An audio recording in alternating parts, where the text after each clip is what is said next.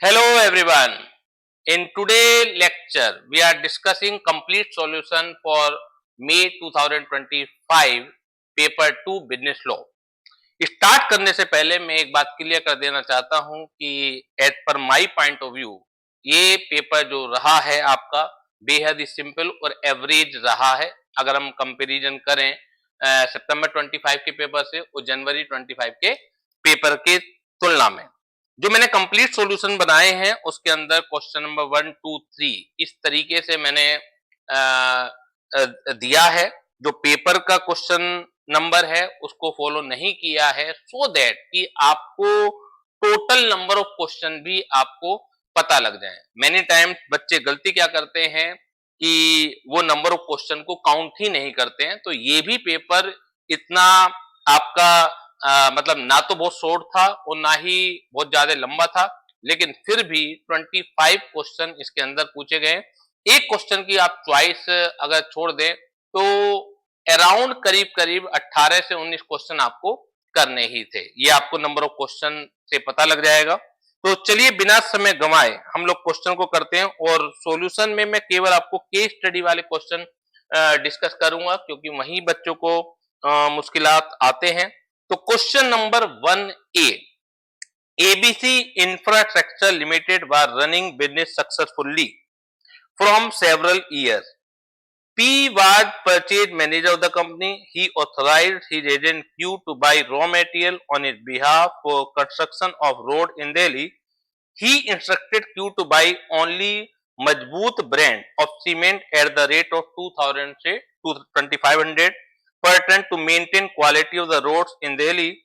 However, Q bought 1000 tons of Majboot brand of cement from R, a very well-known vendor of ABC Infrastructure Limited, at the rate 3500 per ton. Mr. Q had not disclosed the fact to R that he was, उसने disclose नहीं करा कि वो buying cement for ABC infrastructure limited के भी आप पर by कर रहा है। तो एक तरह से अनडिस्क्लोज प्रिंसिपल का केस हो गया। और ये अभी मैं चलिए डिस्कस करता हूं। When P discovered this aspect he refused to pay R and reject the cement bought by Q on the ground that Q had exceeded the authority. Mr. R suffered a huge loss on account of this transaction. Give your opinion in accordance with the provision from the Indian Contract Act. Whether P were bound to pay R for cement purchased by his agent Mr. Q, or on the other hand Q being agent refused to accept any liability to compensate R. In this situation whether R can file a suit against the Q. तो P एक principal है, ABC infrastructure limited का मालिक है और उसने Q को appoint किया था कि वो उसके लिए सीमेंट बाई करे और रेट दिया था 2000 से 2500। तो इसमें बहुत सारे एस्पेक्ट कवर होते हैं। मैंने सॉल्यूशन में आपको एस्पेक्ट कवर दिखलाया भी है कि क्या क्या चीजें इसके अंदर एस्पेक्ट जो है कवर हो रहे हैं। तो अथॉरिटी ऑफ द एजेंट एक एस्पेक्ट है कि एजेंट की अथॉरिटी क्या होनी चाहिए। डिस्क्लोजर ऑफ द प्रिंसिपल, क्योंकि केस ये अनडिस्क्लोज प्रिंसिपल का है, और liability of the agent in case of non disclosure, और right of the third party to sue. तो आंसर तो लाइन बाय लाइन आप खुद पढ़ ही सकते हैं, मैं तो केवल मोटा मोटा आपको क्लियर कर देना चाहता हूं कि देखिए अनडिस्क्लोज प्रिंसिपल का केस है और अनडिस्क्लोज प्रिंसिपल के केस में अगर प्रिंसिपल रेटिफाई नहीं करता है तो agent should be personally liable to the third party. जहां तक सवाल थर्ड पार्टी के लिए है तो यहां पर एजेंट पर्सनली लायबल होगा, प्रिंसिपल लायबल नहीं होगा, क्योंकि ये अनडिस्क्लोज प्रिंसिपल का केस है। तो दो चीजें इन्होंने पूछी थी आपसे आंसर में, ठीक है, कि whether P were bound to pay R for the cement purchase by the agent Mr Q. तो क्या मालिक जो प्रिंसिपल है वो बाउंड है आर को पेमेंट करने के लिए? आंसर इज नो, बिकॉज ये कॉन्ट्रैक्ट रेटिफाई नहीं हुआ है। अगर रेटिफाई हो जाता तो प्रिंसिपल बाउंड हो सकता था, लेकिन क्योंकि क्वेश्चन में कहीं नहीं दिया हुआ कि रेटिफिकेशन है और अनडिस्क्लोज प्रिंसिपल का केस है तो third party can not sue on principal. Clear हो गई बात ये? हाँ, अगर अनडिस्क्लोज प्रिंसिपल का केस नहीं होता तो आंसर चेंज हो सकता था। Although in both the cases agent exceeded his authority. तो मेनी टाइम बच्चे ये सोचते हैं कि अगर एजेंट ने अपनी अथॉरिटी से बियॉन्ड जाके काम किया है तो प्रिंसिपल लायबिल नहीं होता, तो भी प्रिंसिपल लायबिल होता है अगर एजेंट ने अपनी अथॉरिटी से बियॉन्ड जाके काम किया है, जहां तक सवाल प्रिंसिपल और थर्ड पार्टी के बीच का है। हाँ, उस केस में जो प्रिंसिपल है, प्रिंसिपल अपने एजेंट से कंपनसेशन रिकवर कर सकता है, लेकिन थर्ड पार्टी के लिए वो ये दलील नहीं दे सकता कि एजेंट ने अपनी अथॉरिटी से बियॉन्ड जाके काम किया है, बशर्ते की, क्योंकि उसमें कुछ पॉइंट भी है कि बशर्ते की थर्ड पार्टी को इसकी नॉलेज थी या नहीं थी। लेकिन अगर अनडिस्क्लोज प्रिंसिपल का केस है तो बिल्कुल क्लियर कट है कि principal is not bound to the third party. दूसरा जो क्वेश्चन पूछा है, on the other hand Q being agent refused to accept any liability to compensate R in this situation whether R can file a suit against the Q। Yes, यहाँ पर जो है, क्योंकि undisclosed principal के case में कुछ cases होते हैं जहां पे एजेंट पर्सनली लायबल होता है, तो उसमें एक केस अनडिस्क्लोज प्रिंसिपल का भी है। तो पर्सनल लायबल होने का मतलब क्या कि third party can sue on agent. तो ये कंप्लीट आंसर आप यहां से देख ही सकते हैं। तो यहाँ पे मैंने बनाया हुआ है कंप्लीट आंसर को, ये आपको डिस्क्रिप्शन में मिल जाएगा लिंक आपको इसका, तो वहां से आप डाउनलोड कर सकते हैं। जहां तक अगले क्वेश्चन का सवाल है, क्योंकि मैं रिपीट कर रहा हूं कि यहां पर मैं केवल आपके सामने डिस्कस करूंगा केस स्टडी। सेकंड केस है आपका state with reason whether the following company can be treated as a small company with reference to the provision of the company act 2013।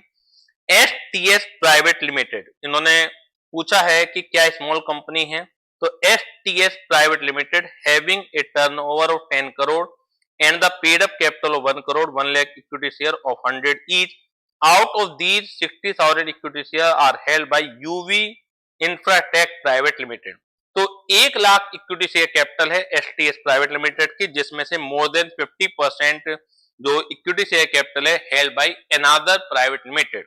तो आपको मालूम है कि स्मॉल कंपनी की डेफिनेशन में अगर दो क्राइटेरिया सेटिस्फाइड होते हैं, पहली बात तो स्मॉल कंपनी केवल प्राइवेट कंपनी ही हो सकती है, अगर आप पब्लिक हैं तो स्मॉल हो ही नहीं सकते। तो वो रिक्वायरमेंट तो सेटिस्फाइड हो रही है कि STS प्राइवेट लिमिटेड है, और उसके अलावा फिर दो ग्राउंड हैं कि आपकी पेड अप कैपिटल 4 करोड़ से ज्यादा नहीं होना चाहिए और टर्नओवर 40 करोड़ से ज्यादा नहीं होना चाहिए। तो अगर आप प्राइवेट कंपनी है और ये दो क्राइटेरिया सेटिस्फाइड कर रहे हैं तो आप स्मॉल कंपनी हो सकते हैं, provided You are not the holding or subsidiary of another company।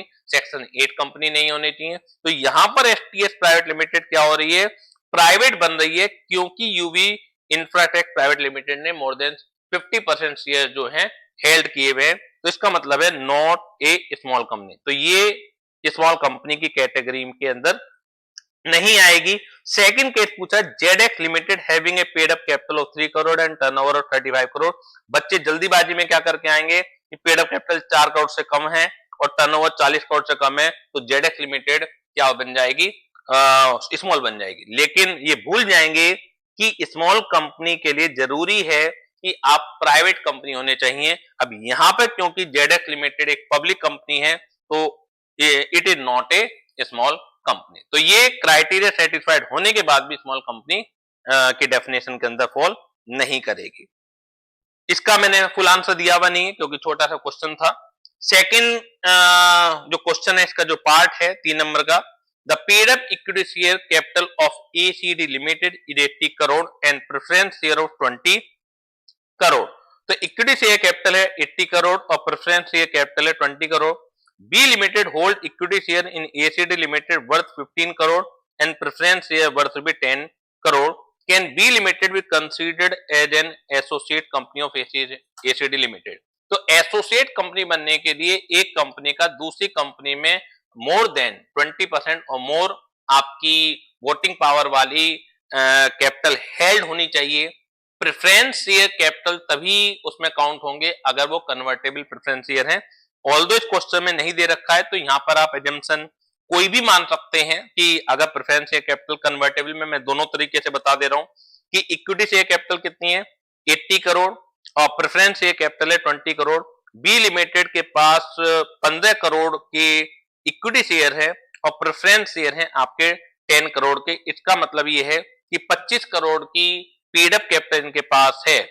तो अगर हम प्रेफरेंस शेयर कैपिटल को कन्वर्टेबल मानते हैं, अगर प्रेफरेंस शेयर कैपिटल को हम क्या मानते हैं, कन्वर्टेबल मानते हैं, तो टोटल कैपिटल हो गई 80 करोड़ प्लस 20 करोड़ 100 करोड़, तो 100 करोड़ का 20% कितना आएगा आपका 20 करोड़ आ जाएगा, और आपने 25 करोड़ हेल्ड कर रखी है इंक्लूडिंग द प्रेफरेंस शेयर। अगर ये कन्वर्टेबल है तब तो ये एसोसिएट बन जाएगी, और अगर आप ये मान लेते हैं क्वेश्चन में कि ये प्रेफरेंस शेयर कैपिटल कन्वर्टेबल नहीं है, तो इट मींस कि B limited is not considered as an associate of ACD limited. तो आपके पास जो प्रेफरेंस शेयर की होल्डिंग है 10 करोड़, वो इस पर्पज के लिए कंसीडर नहीं की जाएगी। अगर आपको ध्यान हो तो होल्डिंग सब्सिडियरी में भी सेम कॉन्सेप्ट लागू होता है। प्रेफरेंस शेयर क्या होल्डिंग में माना जाता है, नहीं माना जाता, तो वो तभी माना जाएगा अगर वो कन्वर्टेबल प्रेफरेंस शेयर है। तो क्वेश्चन की ड्राफ्टिंग में थोड़ा सा इंस्टीट्यूट से गलती हुई है, देना चाहिए था उनको कि ये कन्वर्टेबल है या नहीं है। जहां तक क्वेश्चन नंबर सी पार्ट है पहले का, तो ये डायरेक्ट क्वेश्चन है, ये आप खुद बे खुद कर सकते हैं कि rights of the outgoing partner to carry on competing business क्या है, और right of the partner to be indemnified by the firm and the liability of the partner to indemnify the firm. Question number 2 का पहला part, जो ए part है 7 number का है, ये अगेन एक केस स्टडी है। As purchased a dress from a reputed showroom and made the payment in cash. The dress she purchased required some alteration. The shopkeeper assured us that it would take just 1 day to get the dress altered. It was agreed that once the dress was altered, the shopkeeper would inform us through phone and she would collect the dress. Next day, by evening, the dress was altered and kept ready to be delivered to us. The shopkeeper, however, forgot to inform us that the dress was ready. In the meantime, a short circuit occurred near the delivery counter of the shop, and the some packets ready for the delivery caught fire. After waiting for 10 days, when S went to collect her dress, she was informed that she came late and her dress was burnt in fire. S then asked for the refund of the money what she paid. The shopkeeper refused by saying that the dress was kept ready the very next day of purchase and the loss due to the fire occurred after a week. He refused to bear the liability by saying that if S had collected the dress on time, it would not have been burned. S insisted that she was waiting for a call from the shop and thus entitled to claim the refund of cost of dress. Examine whether reference to the provision of the Sales of Goods Act 1930 where the shopkeeper will be liable to refund the cost of the dress to S. तो ये clear cut जो case है वो transfer of ownership का है, क्योंकि loss किसका है, रिस्क किसका है, risk passes with the passing of property, यानी कि रिस्क बियर करने की जो जिम्मेदारी है वो ओनरशिप के ट्रांसफर करने से शिफ्ट हो जाती है अनलेस अदरवाइज एग्रीड। क्लियर है? तो यहां पर ट्रांसफर ऑफ प्रॉपर्टी कब हुई है? अब क्योंकि ट्रांसफर प्रॉपर्टी के रूल्स हैं, अगर आप ने पढ़े होंगे तो ट्रांसफर प्रॉपर्टी में अगर कोई स्पेसिफिक गुड्स है, डिलीवरेबल स्टेट में है, तो उस केस में जिस समय कॉन्ट्रैक्ट होगा उसी समय ओनरशिप ट्रांसफर हो जाएगी। लेकिन अगर क्वेश्चन में गिवन है कि डिलीवरेबल स्टेट में नहीं है, तो जैसे कि यहाँ पर अल्ट्रेशन रिक्वायर्ड था, इसका मतलब है जो ड्रेस पसंद की गई वो डिलीवरेबल स्टेट में नहीं थी, तो ओनरशिप ट्रांसफर उस समय होती है जब वो गुड्स की डिलीवरेबल स्टेटमेंट पहुंचा दिया जाए और बायर है नोटिस दियर ऑफ। ध्यान से समझिएगा, एंड बायर है नोटिस दियर ऑफ। जब मैं रेगुलर क्लास लेता हूं तो इस चीज को हाईलाइट करता हूं, जितने भी की पॉइंट है, और क्वेश्चन नॉर्मली वो की पॉइंट के एनालिसिस से ही आता है। ठीक है, तो बायर है नोटिस दियर ऑफ, यहां पर अल्ट्रेशन हो चुकी है। दुकानदार ने वैसे भी स्पेसिफाई किया था कि मैं आपको फोन से सूचना दूंगा कि आपको कब कलेक्ट करना है, तो दो चीजें हो गई, एक तो सेलर ने बायर को इंफॉर्मेशन नहीं दी, और दूसरा क्योंकि स्पेसिफाई किया था कि मैं आपको फोन से सूचना दूंगा। इवन अगर स्पेसिफाई नहीं भी करता तो भी कॉन्सेप्ट सेम ही रहता कि डिलीवरेबल स्टेटमेंट पहुंचाने के बाद ये ऑटोमेटिकली जिम्मेदारी है सेलर की कि वो उसकी सूचना बायर को दे, तब जाके रिस्क ट्रांसफर होगा। तो यहाँ पर रिस्क ट्रांसफर नहीं हुआ है बायर को, इसका मतलब है कि लॉस बियर करने की जो जिम्मेदारी है यहाँ पर सेलर की है। तो इसका मतलब है जो बायर है, जो भी नाम है, वो अपनी कॉस्ट ऑफ ड्रेस को रिफंड क्लेम कर सकती है। नेक्स्ट जो क्वेश्चन है ये डायरेक्ट क्वेश्चन है, इसे हम डिस्कस यहाँ नहीं कर रहे, इन्डोरमेंट से रिलेटेड है। क्वेश्चन नंबर जो सी का पहला पार्ट है एलएलपी से रिलेटेड है, ये भी डायरेक्ट है आपका। क्वेश्चन नंबर जो सेकंड है इसे हल्का सा डिस्कस कर लेते हैं। Raju and his friend Anil have approached you to help them to form a LLP. The object of the proposed LLP is to run a charitable school which provides free education to the poor children. What would be your suggestion in accordance with or provision of the Limited Liability Partnership Act 2008? तो आप राजू और उसके जो friend हैं वो LLP form करना चाहते हैं, ऑब्जेक्ट जो है चैरिटेबल स्कूल चलाने का है। तो एलएलपी चैरिटेबल पर्पज के लिए फॉर्म नहीं हो सकती, मोटा मोटा पॉइंट इसमें ये था, बिजनेस पर्पज होना चाहिए एलएलपी को फॉर्म करने के लिए, तो यहां पर एलएलपी फॉर्म नहीं हो पाएगी। Question number third A, solution में रिपीट कर रहा हूं, इसके जो कंप्लीट सॉल्यूशन जो केस स्टडी से रिलेटेड है वो आपको डिस्क्रिप्शन में लिंक मिल जाएगा, वहां से आप डाउनलोड कर सकते हैं। ABC and company is a renowned partnership firm doing business in the textile industry from last 20 years, but due to technical upgradation firm incurred heavy debts of 50 lakh. To maintain the integrity of the firm, they introduced Mr. D as a new partner. Before admission of D, other partner A, B, C decided on their own and made an agreement with the creditor that the new partner will be liable for existing debt through novation. When D joins, he came to know about the debt of 50 lakh. With reference to the provision of Indian Partnership Act, give your opinion whether D would be liable for the debt of the firm incurred prior to the admission by virtue of the agreement between A, B, C and the creditor. Whether your answer be different if D was minor at the time of admission, whether D would be liable to pay the debt upon becoming major. तो यहां पर question ये है कि जो new partner है जिसका admission हो रहा है, तो क्या वो पास्ट डेट के लिए भी लाइबल होता है before the date of admission? General law ये है कि वो पुराने डेट के लिए लाइबल नहीं होता, after the date of admission के लिए ही लाइबल रहता है। लेकिन हाँ, इसका एक एक्सेप्शन है कि अगर ट्राइपर्टाइट एग्रीमेंट किया जाए, यानी कि क्रेडिटर और न्यू फर्म का मतलब क्या है यहाँ पर, इंक्लूडिंग द न्यू पार्टनर के साथ अगर एग्रीमेंट होता है ये, और क्रेडिटर इसके लिए तैयार हो जाता है, creditor ready to discharge the old firm और न्यू फर्म को अपना वो क्रेडिटर मानने के लिए तैयार हो जाता है, तो उस केस में जो इनकमिंग पार्टनर है वो भी लाइबल होगा। क्योंकि क्वेश्चन साफ कह रहा है कि डी इसके लिए रेडी नहीं था, डी की नॉलेज के बिना क्रेडिट पुराने पार्टनर ने और क्रेडिटर ने एग्रीमेंट किया है, तो डी जो है इसके लिए लाइबल नहीं होगा। दूसरा ये चीज है कि whether your answer be different if D was minor at the time of admission, तो फिर तो और बेहतर और इजी क्वेश्चन हो जाता है कि डी जो है यानी कि अगर माइनर है तो minor can be admitted only for the benefit of partnership. Personally minor कभी भी थर्ड पार्टी के लिए लाइबल नहीं होता है। और क्या होता whether D would be liable to pay the debt upon becoming major, तो क्या होता, तो 6 महीने के अंदर उसे ये सिलेक्ट करना पड़ता है, चूज करना पड़ता है कि क्या वो फुल फ्लैट पार्टनर बनना चाहता है, नहीं बनना चाहता। और अगर वो फुल फ्लैट पार्टनर बनना चाहता है तो भी रूल ये है कि पार्टनर तो आज बना है वो, लेकिन उसकी जो लाइबिलिटी है since he was admitted for the benefit of partnership but not before, यानी कि लाइबिलिटी जो है पुरानी होंगी उसकी ऑटोमेटिकली, लेकिन वो कब से होंगी, since he was admitted for the benefit, not for before admission. तो थर्ड केस में भी अगर वो माइनर मेजर बन जाता है, 6 महीने के अंदर वो ऑप्शन देता है कि वो पार्टनर बनना चाहता है, तो भी पुरानी लाइबिलिटी यानी कि एडमिशन से बिफोर की लाइबिलिटी के लिए वो जिम्मेदार नहीं होगा। तो तीनों केसेस का जो आंसर है वो नो है, नो है, नो है।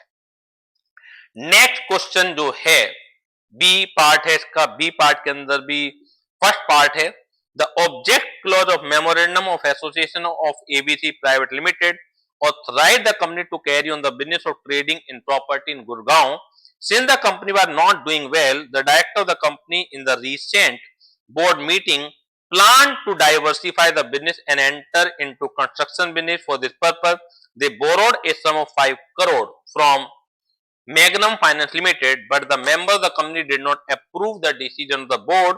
Hence, company refused to repay the loan according to the provision of the Companies Act 2013. What is the recourse available to the Magnum Finance Limited for recovery of the loan? So this is a case which is related to the doctrine of ultra vires. Ultra vires का मतलब beyond the power. तो ये doctrine of constructive notice का concept ये है कि ये माना जाएगा कि जो भी थर्ड पार्टी कंपनी के साथ डील कर रही है उसे ये मालूम था कि what are the power of the company and what are not the power of the company. तो ये माना जाएगा मैग्नम फाइनेंस लिमिटेड जानती थी इस बात को कि जो बोर्ड ऑफ डायरेक्टर हैं वो अपने पावर से बियॉन्ड काम कर रहे हैं, क्योंकि कंपनी के ऑब्जेक्ट क्लॉज में कंस्ट्रक्शन बिजनेस जो है शामिल नहीं था, क्योंकि वो चेंज कर रहे हैं ना, पहले कुछ और काम करते थे, ट्रेडिंग इन प्रॉपर्टी करते थे, अब उसके बाद कंस्ट्रक्शन बिजनेस में ला रहे हैं. तो इसका मतलब क्या है कि ये जो डिसीजन है बोर्ड ऑफ डायरेक्टर का वो बियॉन्ड द पावर है. तो कोई भी व्यक्ति अगर डिसीजन में उनका सहयोग करता है तो कंपनी से उम्मीद बिल्कुल ना करे कि कंपनी उनका रीपेमेंट करेगी. तो हाँ, मैग्नम फाइनेंस लिमिटेड के पास कुछ रिकोर्स अवेलेबल होते हैं अगर अल्ट्रा वायर्स काम अगर डायरेक्टर करते हैं, तो personally liability board of director की बन सकती है ब्रीच ऑफ ट्रस्ट की. तो कंप्लीट सॉल्यूशन मैंने दिया हुआ है. जो मोटा मोटा आंसर था आपका वो मैंने आपको यहाँ क्लास में बता ही दिया है. नेक्स्ट जो है वो है S&M limited was registered in 2021 with a share capital of 50 lakhs divided into 5 lakh equity share of 10 each under section 8 of the Companies Act for promotion of art in Jaipur. Company earned huge profit during the financial year ending this one. Basically question क्या है कि company section 8 में registered है और वो अपने क्योंकि huge profit कमाए तो company wants to declare dividend at the rate 10%. बिल्कुल नहीं कर सकती, ये प्रोहिबिटेड है. सेक्शन 8 कंपनी बिल्कुल भी अपने डिविडेंड को चाहे कितने भी प्रॉफिट हो जाए वो डिस्ट्रीब्यूट नहीं कर सकती. तो इसका आंसर ये था, डायरेक्ट था. उसके बाद ये इंडियन कॉन्ट्रैक्ट एक्ट का डायरेक्ट क्वेश्चन है, ये आप कर ही सकते हैं, डायरेक्ट क्वेश्चन है. फिर क्वेश्चन नंबर 4 का ए पार्ट है, ये भी इंडियन कॉन्ट्रैक्ट एक्ट से रिलेटेड ही है. X was running a business of car only. One fine day, Y came to hire a car for 10 days for a business tour from Delhi to Amritsar. X offered him to Honda City for 50,000 for 10 days. यानी कि जो किराया है lease day 10 दिनों के लिए 50,000 रुपए की बात की. On a condition that petrol and toll expenses will be borne by him during the journey. Engine of the car was choked. Y had to spend 10,000 for the repair of the engine. When he was coming back from Amritsar, brakes of the car were not working and a major accident of Y happened. Due to this, Y was admitted to the hospital and paid a bill of 50,000 on recovery. Y asked X to compensate him charges for the car repair and hospital expenses amounting to 60,000. X denied for compensation by saying that he was not aware about the engine and brakes fault. Y filed a suit against X for the recovery of damage. Give your opinion with reference to the Indian Contract Act. Whether Y can upheld the amount of higher charges 50,000 on account of non-payment of damage, or whether X was liable to pay damage as he was not aware of the fact of fault in the car. तो ये case आपका gracious और non gracious contract से है कि अगर non gracious है contract तो बेलर की जो लाइबिलिटी होती है रिगार्डिंग द गुड्स बिल्ड, चाहे आपको पता थे फॉल्ट या नहीं पता थे, हर फॉल्ट के लिए जो बेलर है वो लाइबल रहता है. अब क्योंकि ये नॉन ग्रेशियस कॉन्ट्रैक्ट था, नॉन ग्रेशियस क्यों है? क्योंकि हायर चार्जेस रिकवर किए गए थे, तो नॉन ग्रेशियस कॉन्ट्रैक्ट का केस है. तो यहाँ पर जो इंजन का फॉल्ट हुआ 10,000 उसके रिपेयर में लगे, उसके लिए भी बेलर जिम्मेदार है कि वो बेलर को पेमेंट करेगा. और जो एक्सीडेंट हो गया, ब्रेक्स फेल हो गए थे, तो उसमें 50,000 रुपए का हॉस्पिटल एक्सपेंसेस हुआ, उसके लिए भी जिम्मेदार है. इसके बाद क्योंकि बेली जब डिमांड कर रहा है तो बेलर रिफ्यूज कर रहा है उसकी डिमांड को, तो क्वेश्चन ही पूछा है whether Y can withheld the amount of hire charges, तो राइट ऑफ लीन बनता है. तो ना केवल वो चार्जेस रोक सकता है क्योंकि चार्जेस तो केवल 50,000 ही है, उसका अमाउंट 60,000 बैठता है, वो इवन कार को भी विदहेल्ड कर सकता है। ऑल्दो पूछा नहीं है, आपको जितना पूछा है उतना ही बताना है कि क्या वो हायर चार्ज देने से मना कर सकता है क्योंकि जो बेलर है उसके चार्जेस नहीं दे रहा, बिल्कुल मना कर सकता है। और सेकंड है whether X was liable to pay damage as he was not aware of the fact of fault in the car. इस बात से कोई फर्क नहीं पड़ता कि एक्स को फॉल्ट का पता था या नहीं पता था, पता होना चाहिए था। गलती ये है, आप ये कह के नहीं बच सकते कि मुझे पता नहीं था, मैं बहुत भोला हूं, तो ये कह के आप नॉन ग्रेशियस बेलमेंट में नहीं बच पाएंगे। Is it clear? Next question जो बी पार्ट है उसका आई और डबल आई डायरेक्ट क्वेश्चन है, ये आप कर लीजिएगा। और जो सी है ये आपका, ये भी डायरेक्ट क्वेश्चन है, तो ये भी आप कर सकते हैं। नेक्स्ट क्वेश्चन नंबर 5, मैं ये बीच में बता दूं, वैसे शुरुआत में भी बताया मैंने कि नंबर ऑफ क्वेश्चन जो है 25 हैं इसके अंदर, तो ये एक प्रैक्टिस हो ही गई है सितंबर 24 के पेपर से। आप देखेंगे वो तो खैर बहुत ज्यादा लेंदी था, लेकिन जनवरी 25 के अंदर भी और अब मई 25 के अंदर भी क्वेश्चन जो है, अब आपके नंबर ऑफ क्वेश्चन ज्यादा पूछे जाने लगे। उससे पहले करीब करीब जो है आपको 14 से 15 टोटल क्वेश्चन करने पड़ते थे, लेकिन अब 25 हैं। मैं 25 करने की बात नहीं कर रहा हूँ, 25 क्वेश्चन है। एक क्वेश्चन का चॉइस आता है तो हार्डली उसमें 3 4 5 क्वेश्चन मान लीजिए आपके होंगे, तो 20 क्वेश्चन तो आपको करीब करीब करने ही पड़ रहे हैं इन एनी केस। तो क्वेश्चन पेपर अब लेंदी आ गया है, तो राइटिंग प्रैक्टिस को उसी हिसाब से आपको सुधारना पड़ेगा। जो आने वाले स्टूडेंट है मैं उनके लिए बात कर रहा हूं।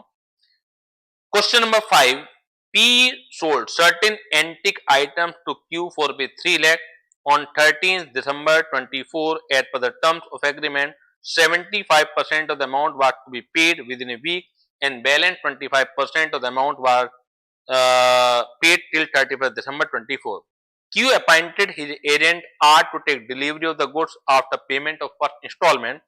Q transferred a sum of 2,80,000, 3 lakh में 2,80,000 उसने NEFT कर दी in the account of P through NEFT on 18 December 24,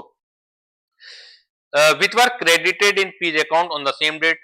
R failed to take delivery of antique item due to medical emergency. By the meantime, Q failed to make payment of the second installment till 31st of December 24. On 10th of January 25, Q's agent came to take the delivery of goods, but P refused to deliver the goods and exercise his right of lien over the goods. According to the provision of the Sales of Goods Act 1930, give your opinion whether P was justified in exercising right of lien as only 20,000 was left to be paid. तो you know very well कि right of lien आपके amount पर निर्भर नहीं करता है। If seller unpaid है तो right of lean over the goods उसके पास रहता ही रहता है, इवन स्मॉल अमाउंट, चाहे वो 1 रुपए ही क्यों ना हो, वो अनपेड हो। तो यहाँ तो 20,000 रुपए का अनपेड है, बशर्ते कि सेलर के पोजेशन में गुड्स है। तो यही पूछा हुआ है, जो क्वेश्चन है बेसिकली वो इस बात पर निर्भर है कि केवल 20,000 रुपए के लिए कि क्या सेलर गुड्स रोक सकता है। यस, वो रोक सकता है। सेकंड जो पार्ट है इसका, an auction take place in Delhi for antique item. It is notified to the bidder that the sale will be completed only when the hammer of the auctioneer hits and table and he announces you are the highest bidder. तो ये जो answer है इस question का इस पहली 3 लाइनों में छुपा हुआ है।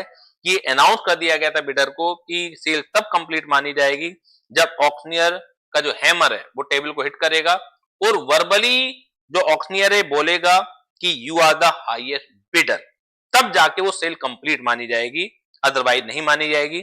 During the auction L bids for an antique sculpture worth ₹8 lakh. The hammer falls, but announcement cannot be made as the auction suddenly stops before the auctioneer can utter any word.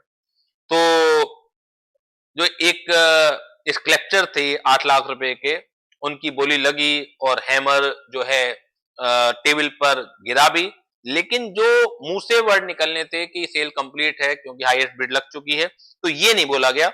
It is notified to everyone that there has been unexpected rise in the market price for the particular sculpture and therefore it will not be sold on that particular date.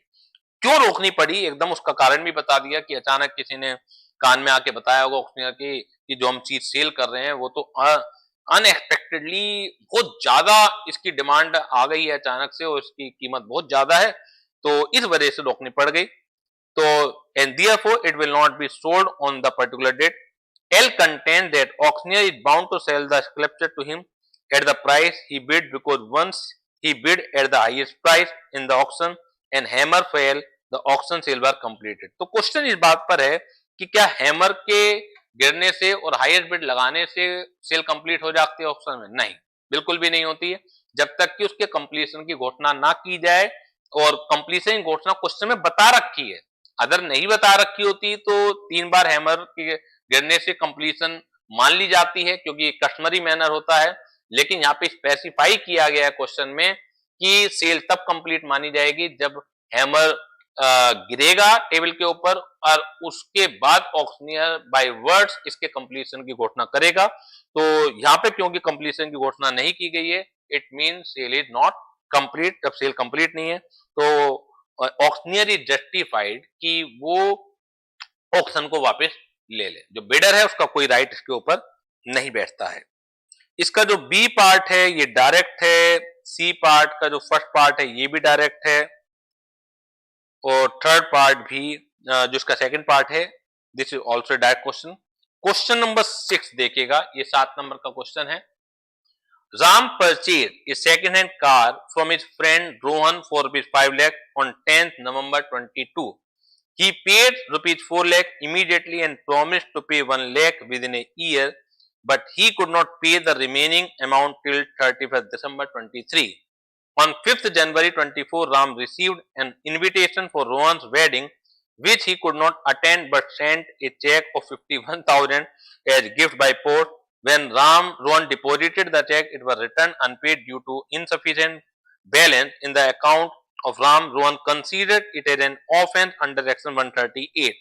तो आपको बता देना चाहता हूं कि section 138 के अंदर dishonour of the check का ऑफेंस तभी है अगर वो चेक लीगली एनफोर्सेबल डेट को चुकाने के लिए दिया जाए।